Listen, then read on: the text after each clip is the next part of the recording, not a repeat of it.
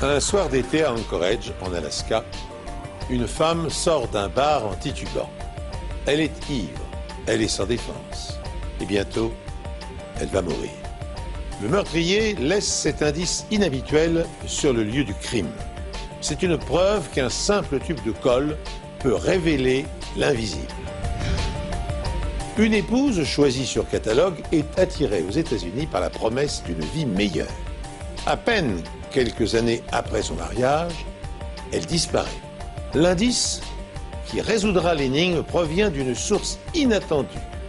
Un deuxième examen médico-légal d'une femme morte 16 ans plus tôt dans des circonstances mystérieuses. Bonjour, je suis heureux de vous retrouver pour ce nouvel épisode des Enquêtes impossibles. Il est troublant de penser que, jusqu'à la fin du XIXe siècle, la plupart des criminels parvenaient à échapper à la justice jusqu'à ce que policiers et médecins légistes commencent à réfléchir à une démarche scientifique pour prélever des indices irréfutables capables de confondre les meurtriers. Aujourd'hui, un tueur en série tel que Jack l'Éventreur n'aurait sans doute aucune chance de passer à travers les mailles des filets des limiers de Scotland Yard. Le 8 août 1996, une matinée d'été radieuse s'annonce à Anchorage, en Alaska. Mais ce jour-là, des employés entrant dans un immeuble de bureau du centre-ville voient quelque chose d'anormal. C'est la première fois qu'il m'arrive une chose pareille. J'espère ne jamais revivre ça. C'est horrible. C'est un corps gisant près d'un bosquet. Elle avait reçu des coups violents au visage. On avait l'impression qu'elle ne respirait plus. La veste à carreaux et les vêtements de la femme sont éparpillés sur plus de 10 mètres carrés, indiquant clairement une lutte à mort. L'agression a duré. Ce n'est pas comme s'il l'avait frappée une seule fois à la figure. Elle a reçu de multiples coups à la tête et dans la partie supérieure du torse. Les coups sont si violents qu'il est impossible de reconnaître le corps. La victime ne correspond à aucun signalement de personne disparue. Apparemment, il n'y a aucun témoin. Chaque fois qu'un crime est sans témoin, on a des difficultés. Il n'y a personne pour vous dire où aller, où regarder, à qui demander et quoi faire. Après sa découverte, le corps n'est ni déplacé ni touché, et il reste à l'abri du soleil. En raison du lieu où la victime est découverte et des circonstances qui entourent sa mort, le capitaine Bill Gifford prend une décision inhabituelle. J'ai décidé d'essayer de trouver d'éventuelles empreintes digitales laissées sur le corps. Depuis 6 ans, Gifford expérimente une technique particulière pour révéler des empreintes digitales laissées sur la peau humaine. En général, les vapeurs de colle se déposent sur des surfaces poreuses comme le verre ou le métal. Au début des années 1980, dans une usine de colle au Japon, les employés constatent que les vapeurs qui émanent de la colle révèlent les empreintes de doigts qu'ils laissent sur les objets par une couleur blanchâtre. Ils portent l'information à l'attention du laboratoire de police scientifique japonais. Après quelques réunions dans l'entreprise, ils transmettent ce savoir. Gifford demande aux techniciens de construire une tente autour du corps à l'aide d'une bâche en plastique et de piquets en PVC.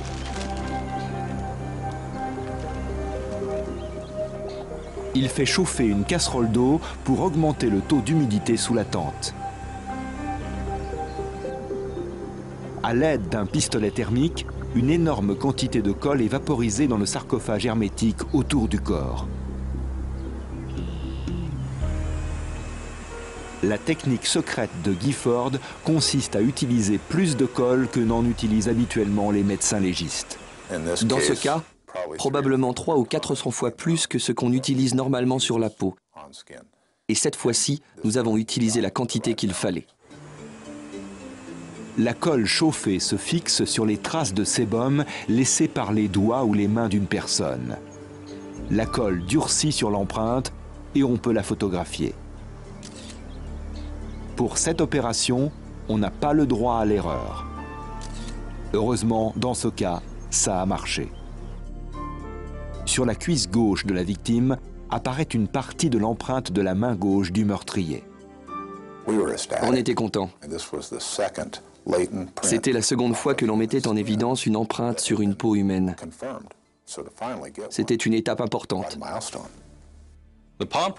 L'empreinte palmaire était d'excellente qualité.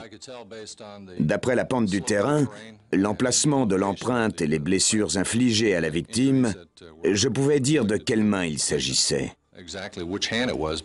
L'individu avait pris appui de sa main gauche sur la cuisse de la victime, pendant que de l'autre, il lui assénait des coups.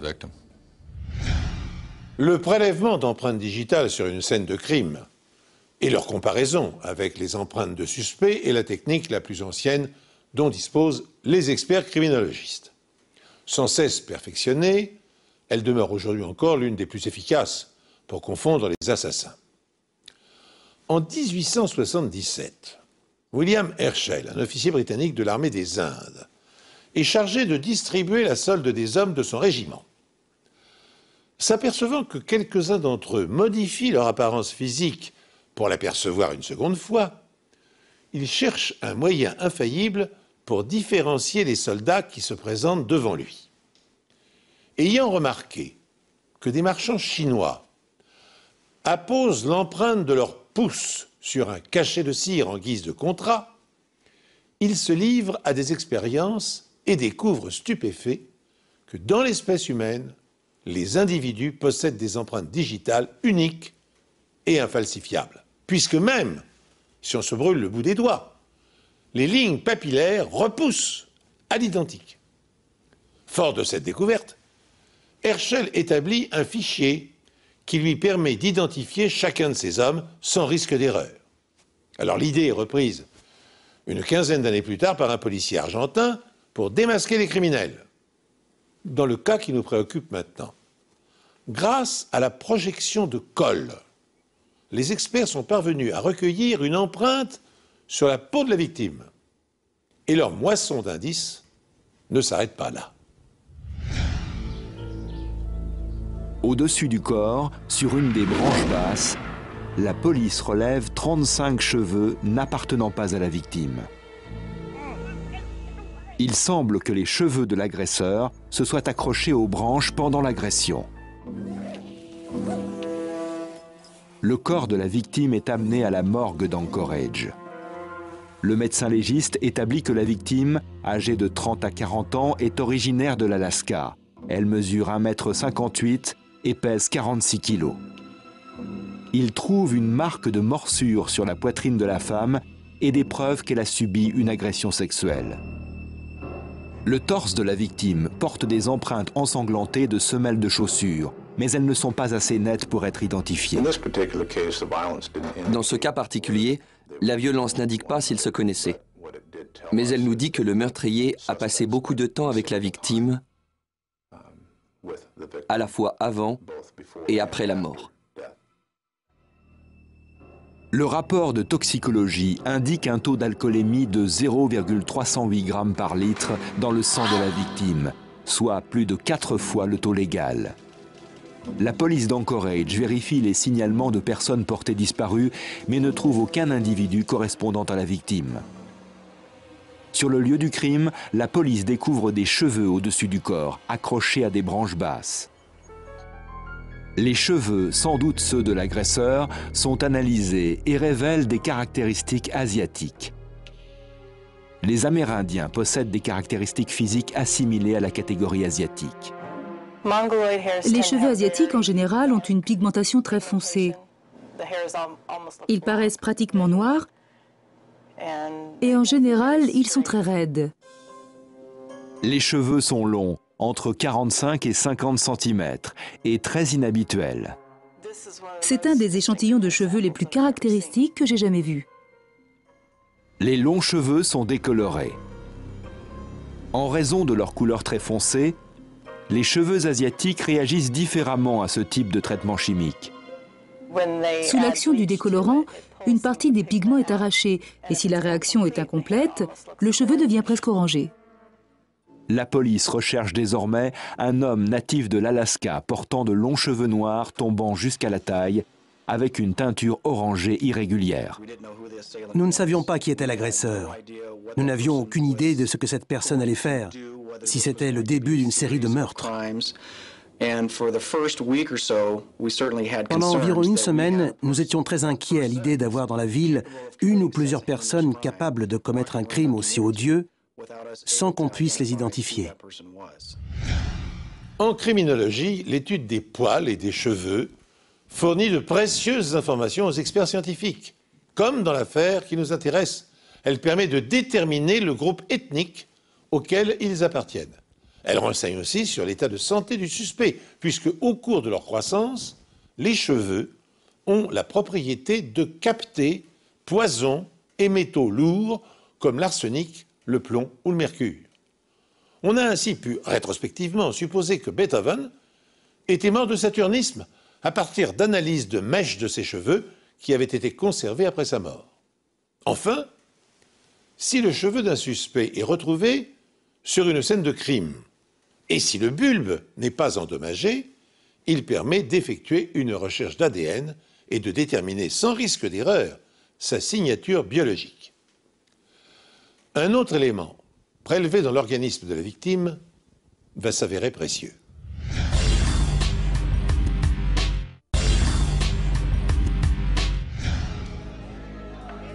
La victime ayant un taux d'alcoolémie élevé au moment de sa mort, la police enquête dans les bars du centre-ville d'Anchorage, dont beaucoup sont très fréquentés par la communauté des Amérindiens.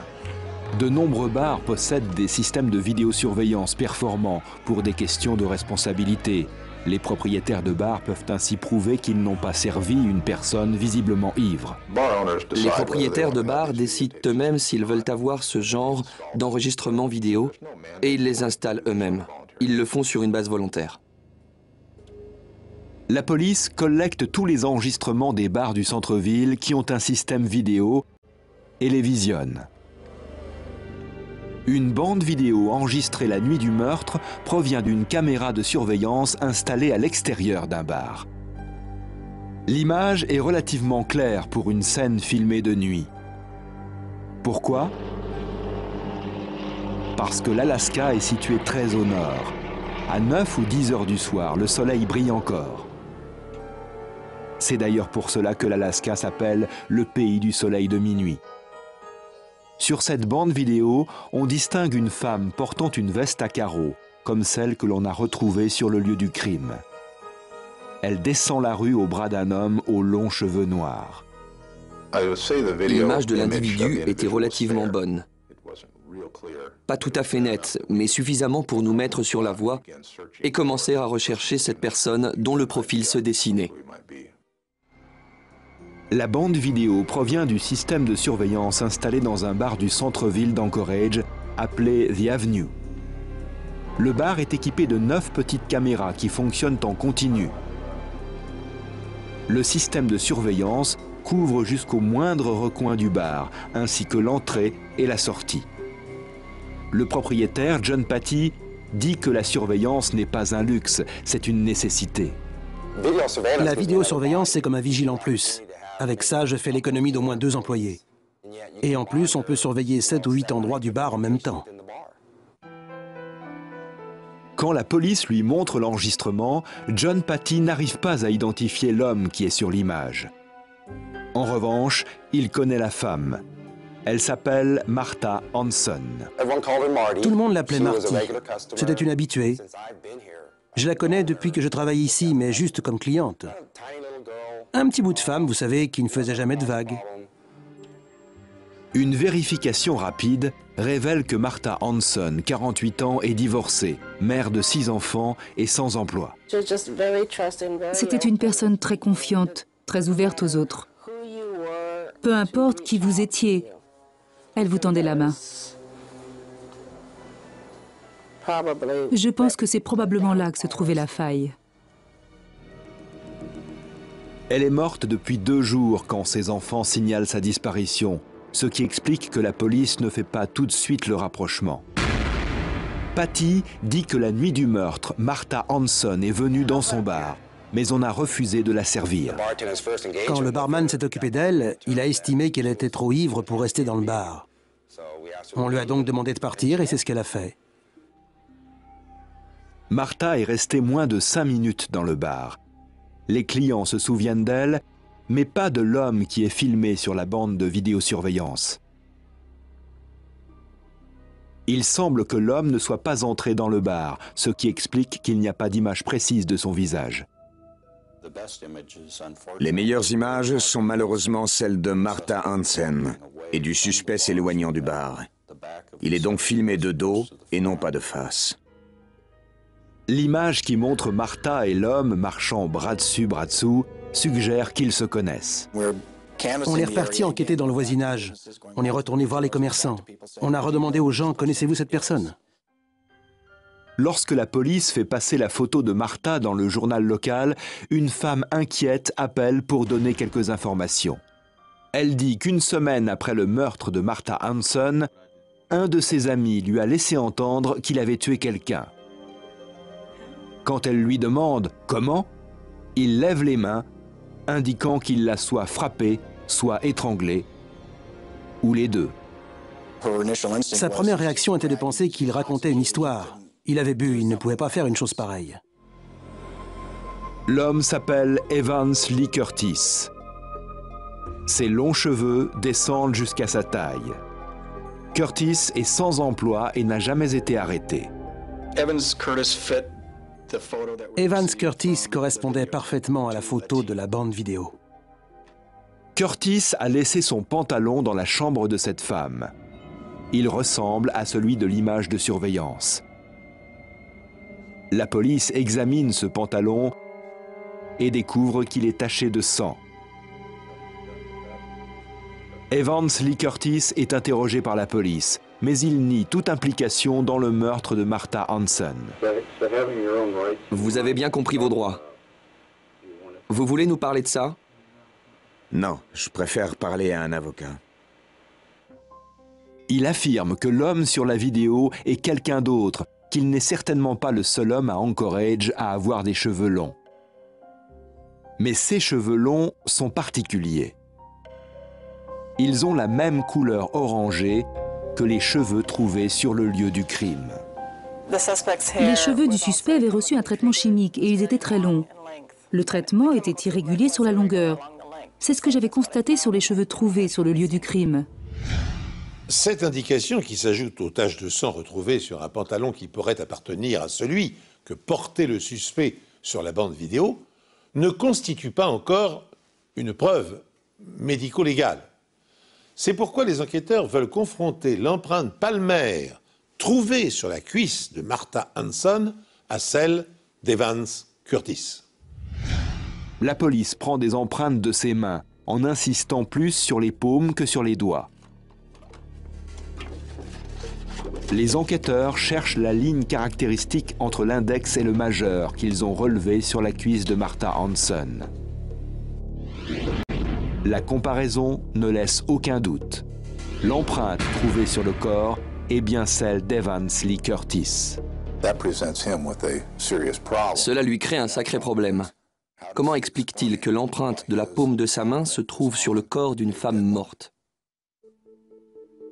La preuve par l'empreinte, tout en étant significative, est susceptible d'être contestée par la défense.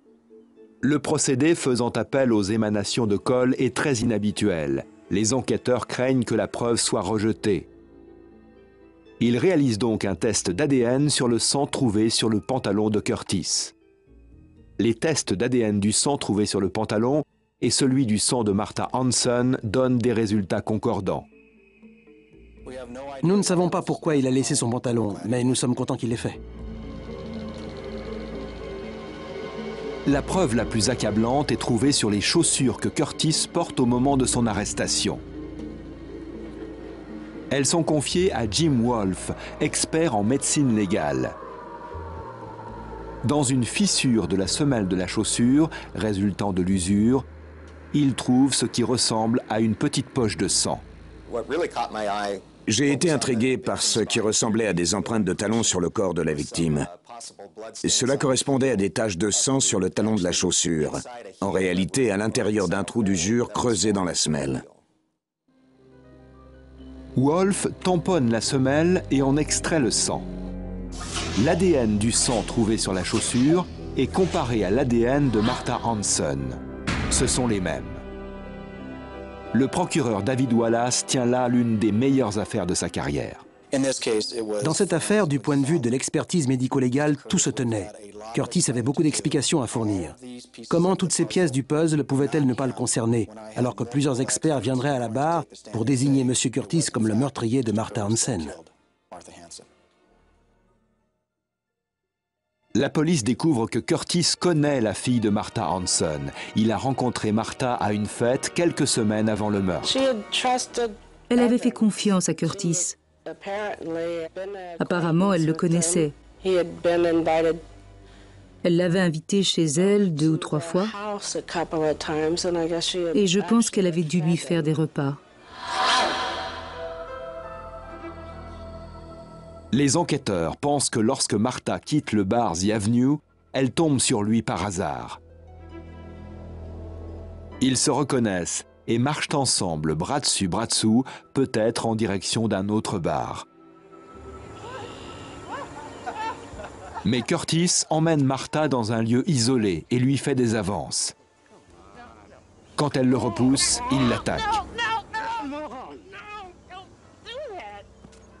Dans la lutte qui s'ensuit, Curtis s'emmêle les cheveux dans les branches de l'arbre, des cheveux qui ont cette décoloration orangée particulière.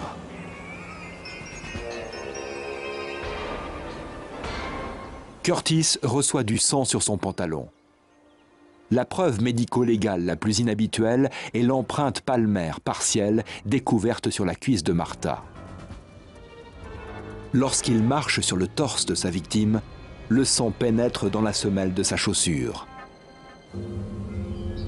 Comme il abandonne le corps sous les arbres, à l'abri du soleil et d'une trop grande humidité, les conditions sont parfaites pour la conservation des empreintes pendant plusieurs heures après le décès, fournissant une preuve ultime qui complète le faisceau de preuves accusant Evans Lee Curtis.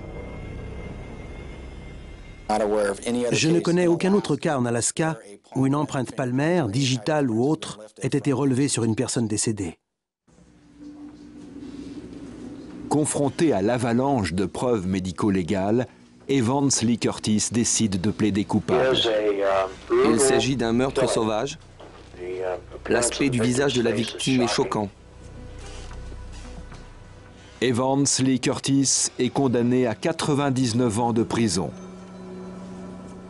Grâce à une enquête de police classique, un travail de police scientifique ultramoderne et un peu de chance. La bande vidéo, l'empreinte palmaire et d'autres preuves trouvées sur le lieu du crime dépassaient tout ce que l'on pouvait espérer. On essaie des technologies, ça marche. Sinon, on les modifie un peu et on essaie de nouveau. Mais pour identifier des personnes, il y a des moyens encore inconnus qui finiront par être utilisés, mais qui aujourd'hui sont encore inimaginables. La technologie médico-légale est cruciale dans de nombreuses affaires, que ce soit des homicides ou des simples vols. Parce que sans aveu, sans témoin oculaire, on n'a rien.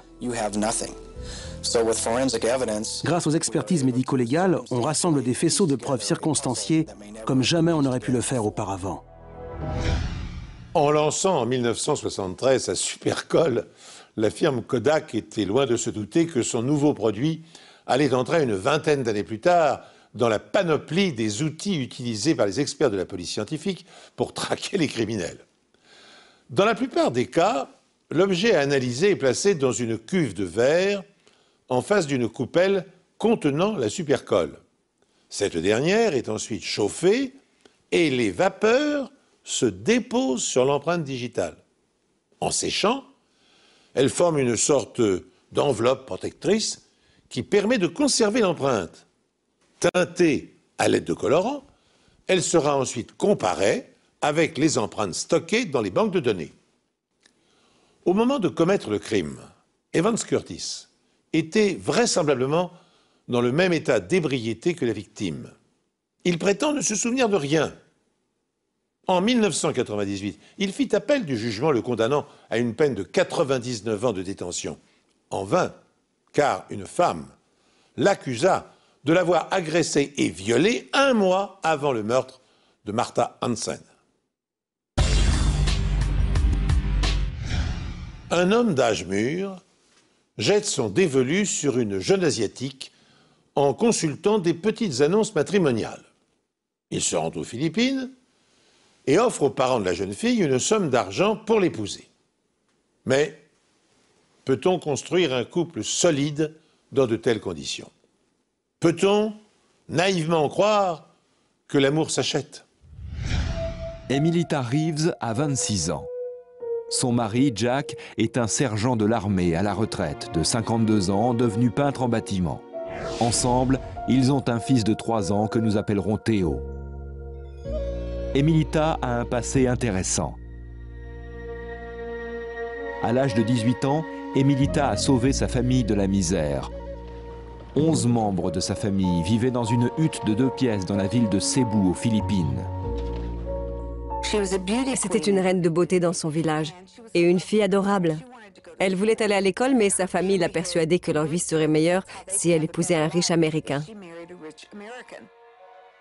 À la demande de sa famille, Emilita fait mettre sa photo dans le catalogue Cherry Blossoms, qui présente des femmes à épouser.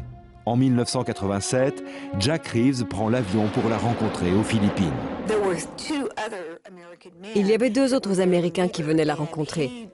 Alors Jack s'est rendu directement chez elle et a offert au père d'Emilita plus d'argent que les 2 autres. Et le père a bien sûr choisi Jack.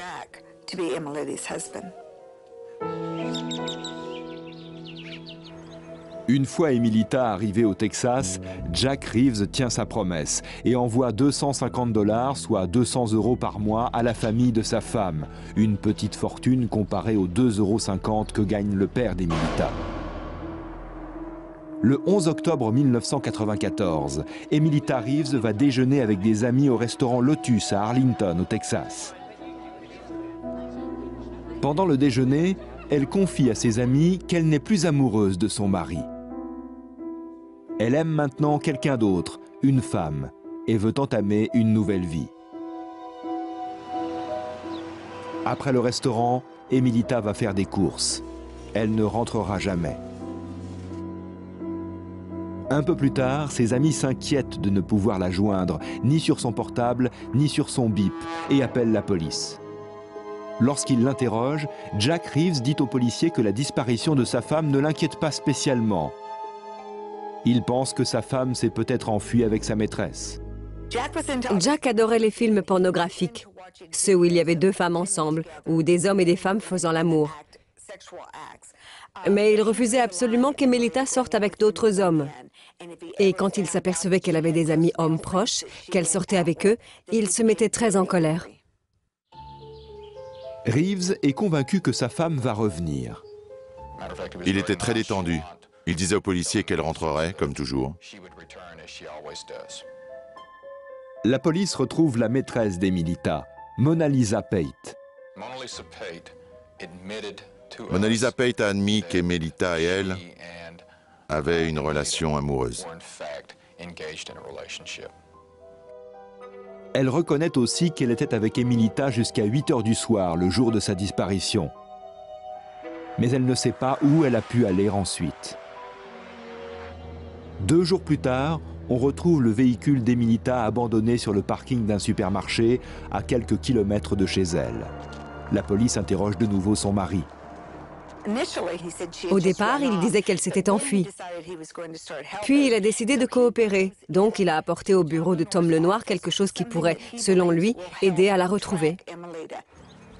Mais même avec l'odeur d'Emilita, les chiens policiers ne trouvent rien. Ils commencent à penser que la disparition d'Emilita est liée à un acte criminel. En inspectant la voiture abandonnée d'Emilita, la police remarque quelque chose de suspect. Quand on a trouvé le véhicule, la position du siège était réglée pour quelqu'un de beaucoup plus grand qu'Emelita. Le volant n'était pas bloqué et l'alarme n'était pas mise, alors qu'elle faisait toujours soigneusement ces deux choses. Les soupçons se confirment lorsque la police apprend que tous les vêtements de la victime sont encore chez elle. Ils apprennent également qu'elle n'aimait plus son mari. Elle a même raconté à ses amis qu'un jour, Jack lui avait demandé de faire l'amour avec un de ses fils d'un précédent mariage. Emelita avait refusé. La police demande à Jack Reeves de venir au commissariat pour récupérer la voiture de sa femme, mais visiblement, il a quitté la ville. Il a emmené son jeune fils dans un endroit près du lac Whitney où il campe souvent. Au fur et à mesure que nous découvrons la personnalité de Jack Reeves, un malaise nous envahit. Ces meurtres dépravés nous font craindre le pire. D'autant que les enquêteurs ne tardent pas à apprendre que l'ex-sergent a récemment offert à son épouse la somme de 25 000 $ si elle consentait à ne pas le quitter. Mais des révélations plus alarmantes encore parviennent bientôt à la connaissance de la police. En parlant avec les amis d'Emelita, ils nous ont rapporté plusieurs conversations où Emelita avait montré à quel point elle était terrifiée par Jack, qui pouvait la tuer, selon ses propres termes, comme ses autres femmes. Jack Reeves avait déjà été marié 3 fois, et ses deuxième et troisième femmes sont toutes les deux mortes dans des circonstances troublantes. Jack a épousé sa première femme, Amaryllis, alors qu'elle n'avait que 15 ans. Sa mère a ensuite fait annuler le mariage. En 1961, Jack se remarie avec Sharon. Ensemble, ils ont 2 fils. Alors que Jack est en Corée du Sud avec l'armée américaine, Sharon demande le divorce. Reeves rentre immédiatement chez lui pour tenter de sauver son mariage. Quelques jours plus tard, Sharon meurt d'un coup de fusil à la poitrine. Sa mort est considérée comme un suicide. Après la mort de Sharon, Jack retourne en Corée, où il rencontre sa 3e épouse, Myung-Eul-Chang. 6 ans plus tard, alors qu'il passe des vacances au lac Whitney, Myung est sur un matelas pneumatique et Jack cherche des appâts pour pêcher.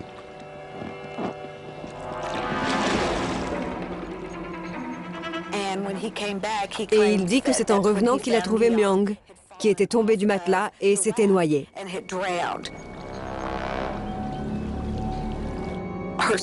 Sa sœur est venue à l'enterrement et a remarqué des bleus et des égratignures sur ses bras. Elle se doutait déjà, depuis qu'elle savait que Myung était morte, que Jack l'avait tuée. J'ai parlé à sa sœur. Je lui ai demandé ce qui s'était passé avec Myung. On se le demandait tous.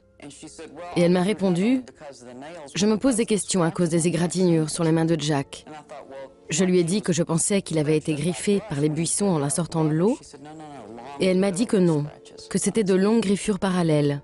Du coup, je me suis demandé si ça pouvait être des égratignures d'ongles. Après l'enterrement, Jack fait incinérer le corps de Myung. Malgré les inquiétudes de la famille, aucune enquête n'est ouverte. En apprenant le passé de Jack, l'inspecteur Lenoir est convaincu qu'Emelita a été assassinée. Il décide de tendre un piège à Jack pour tester cette hypothèse. Il retourne parler à Reeves et cette fois, il vante les dernières avancées technologiques dans le domaine de l'analyse ADN. Je lui ai servi toute une théorie complètement fausse et inventée sur le moment, comme quoi, à l'heure de la mort, des cellules meurent immédiatement et de l'ADN tombe du corps et s'incruste dans la moquette. Je lui ai dit qu'il n'y avait rien à faire, qu'on ne pouvait ni shampouiner, ni aspirer, que rien ne les ferait partir, et qu'il n'y avait plus qu'à remplacer la moquette.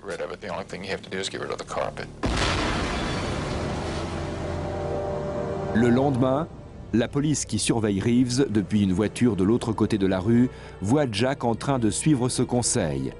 Il remplace la moquette de sa maison. Il a mordu à l'hameçon. Il n'y avait aucune raison pour qu'il choisisse de faire ça à ce moment précis.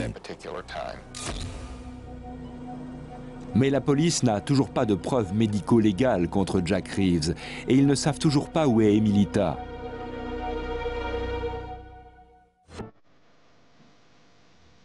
Tom Lenoir, inspecteur de la police d'Arlington, croit que la meilleure chance de résoudre le mystère posé par la disparition d'Emilita est d'enquêter sur les circonstances inhabituelles entourant la mort des 2 précédentes femmes de Jack. Sa troisième femme, Myung Reeves, s'est noyée dans 3 mètres d'eau en tombant d'un matelas pneumatique. À l'époque de l'accident, le garde-chasse du coin a témoigné que le matelas n'était pas endommagé et était bien gonflé. Il trouvait improbable qu'un adulte puisse en tomber sans pouvoir ensuite y remonter.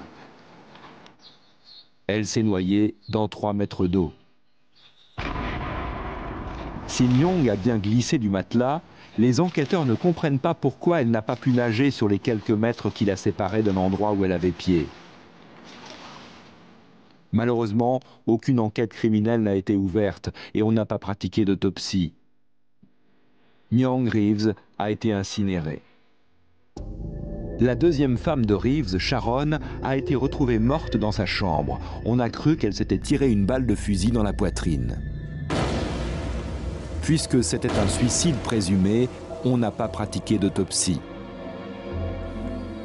Et une seule photographie du lieu du crime a été conservée. La police d'Arlington envoie cette photographie à Tom Bevel, expert en éclaboussure de sang.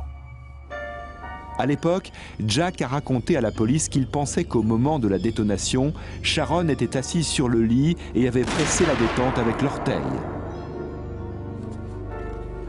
Mais l'analyse des éclaboussures de sang montre que Sharon était debout au moment de l'impact de la balle.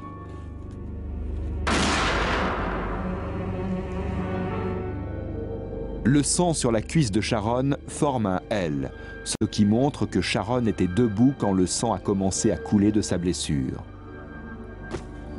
Puis, lorsqu'elle est tombée en arrière, il a changé de direction. Si Sharon Reeves avait été assise, les éclaboussures et le flot de sang auraient eu un aspect différent. Ça aurait été le contraire. Et si Sharon était debout, elle n'a physiquement pas pu presser la détente. Je dirais qu'il n'est pas impossible, mais en tout cas très improbable que ça se soit passé comme ça. Des experts sont aujourd'hui capables de reconstituer avec précision les circonstances d'une mort violente, qu'il s'agisse d'un meurtre ou d'un suicide.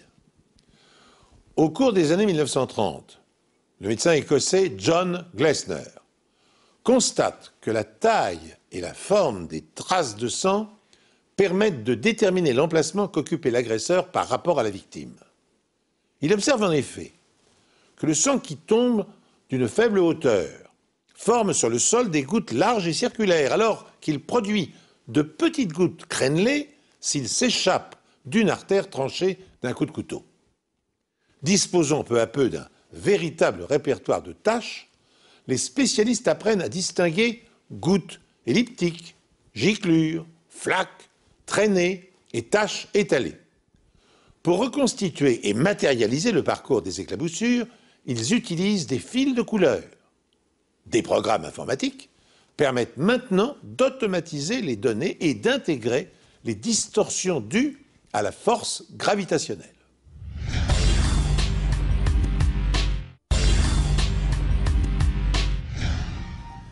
L'inspecteur Lenoir a un doute suffisamment solide pour faire exhumer le corps de Sharon Reeves 16 ans après sa mort.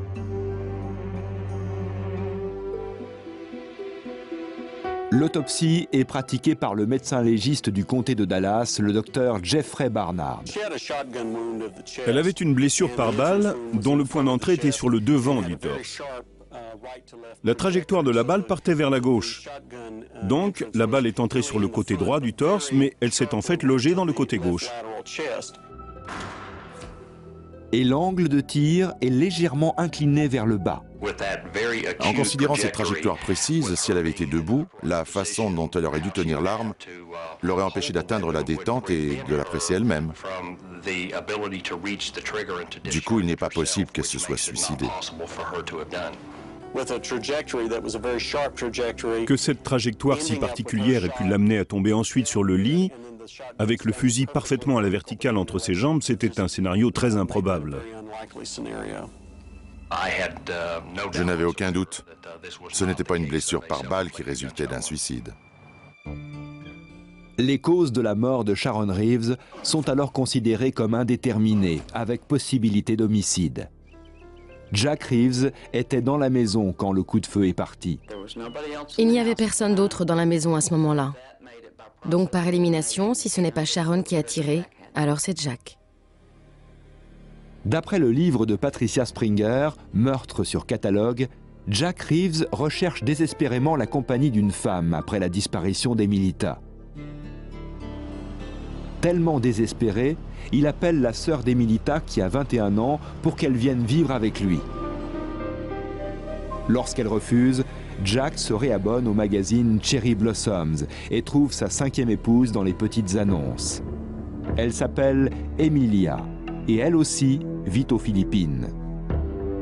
Mais avant qu'il puisse la rencontrer, Jack Reeves est arrêté. On l'a arrêté, mis dans la voiture avec les menottes. Et Jack a regardé Cummings et lui a demandé ce qui se passait, pourquoi on l'arrêtait. Fred a répondu qu'on nous soupçonnait d'avoir tué sa femme et Jack a dit « Laquelle ?»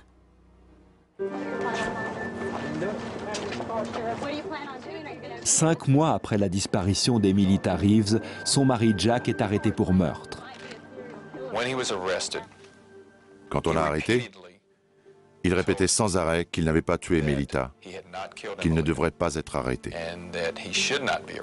C'est là que je lui expliquais qu'il n'était pas là pour avoir tué Emilita, mais Sharon.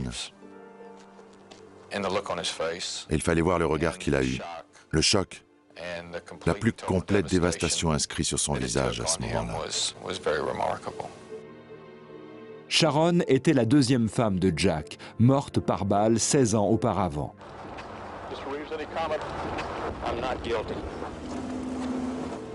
La police tente de monter une accusation solide contre lui pour le meurtre d'Emilita, mais les preuves sont insuffisantes.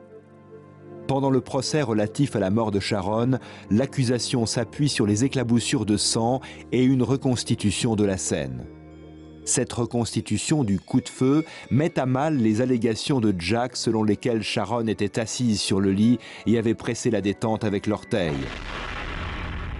La policière qui joue le rôle de Sharon pour la reconstitution n'arrive pas à placer son orteil sur la détente de façon à pouvoir tirer. Le jury a été très impressionné. Et il fallait qu'il soit impressionné parce que nous devions tout d'abord prouver qu'elle n'avait pas pu presser la détente et ensuite qu'il n'y avait personne d'autre qui ait pu le faire excepté Jack.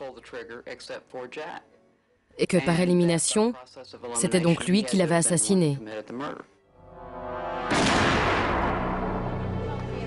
Jack Reeves est reconnu coupable du meurtre de Sharon et condamné à 35 ans de réclusion.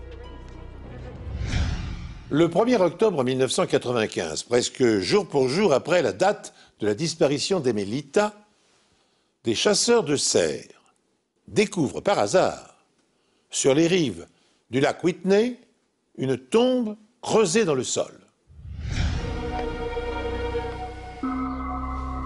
Ce qu'il reste du corps est envoyé au bureau du médecin légiste de Fort Worth, au Texas. L'adjoint du médecin légiste en chef, Mark Krauss, arrive à identifier les restes en comparant la mâchoire qu'on a retrouvée au dossier dentaire d'Emilita. Ils correspondent. Elle a été trouvée sans aucun vêtement, bijou ou effet personnel, ce qui ne correspond pas au profil de quelqu'un qui s'enfuit. Il fait une découverte cruciale. Dans le sol autour des poumons d'Emilita, il trouve de tout petits organismes cellulaires appelés diatomées. C'est une trouvaille importante. Pourquoi? Parce que les diatomées vivent dans l'eau. En trouvant une relativement grande quantité de squelettes de ces algues unicellulaires, et à cause du fait qu'ils se trouvaient dans la zone où les poumons se trouvaient quand le corps a été enterré, et qu'il y en avait très peu ailleurs dans la tombe, On peut conclure que la victime a été noyée, qu'elle a avalé de l'eau contenant des diatomées, et que lorsque son corps s'est décomposé, les squelettes se sont déposés au fond de la tombe. Sa mort est alors considérée comme un homicide. Elle a été tuée. Son corps a été mal enterré, visiblement à la hâte. Et je suis plus que certain qu'elle ne s'est pas noyée accidentellement. Je sais qu'elle a été assassinée par noyade. Plus tard, la police se rend au lac Whitney avec Theo, le fils de Reeves, qui dit aux policiers de faire attention au grand trou en tendant le bras vers la tombe de sa mère. Il dit aussi que son père a fait mal à sa mère dans la baignoire. Il était possible, même probable, que Jack ait effectivement emmené son fils avec lui pour aller enterrer sa femme. L'enfant a fait des remarques qui montraient que l'environnement topographique lui était familier.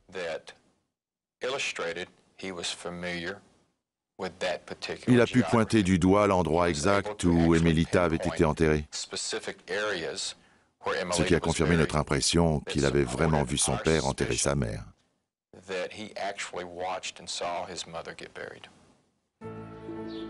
Jack Reeves repasse en justice, cette fois pour le meurtre d'Emmelita. Il est reconnu coupable de cet autre meurtre. Dès qu'une de ses femmes lui parlait de divorce, c'était sa condamnation à mort. Il la tuait. Jack Reeves est condamné à 99 ans de réclusion criminelle. Il ne pourra pas demander la liberté conditionnelle avant l'âge de 106 ans. Jack Reeves est sûrement l'un des hommes les plus manipulateurs que j'ai jamais rencontrés. C'est un sociopathe. Il n'a aucun remords. Il essaie de vous manipuler pour que vous croyiez qu'il est innocent et il est dit à le prouver. Il n'a aucune qualité qui puisse le racheter à mes yeux. J'ai interviewé plusieurs meurtriers au cours de ma carrière, mais Jack est probablement celui qui tue le plus de sang-froid. Jack Reeves est là où il le mérite, c'est-à-dire en prison, pour le restant de ses jours. Et c'est grâce à la médecine légale. On n'aurait rien pu prouver dans aucune des deux affaires sinon. On n'aurait pas pu l'identifier, ni déterminer les causes de la mort, ni le faire condamner. Jack Reeves est donc le tueur en série de ses épouses. Et comme si les malheureuses victimes s'entraidaient après la mort, c'est Sharon, la seconde d'entre elles, qui a permis aux enquêteurs de soupçonner Reeves d'avoir assassiné Emmelita et sans doute Myung avant elle, dont le corps avait été incinéré. Le profil psychologique des tueurs en série a fait l'objet de nombreuses études. Dans certains cas, des traits de caractère communs permettent d'anticiper leurs crimes à venir. Ils ont des tendances pyromanes et prennent plaisir à torturer les animaux.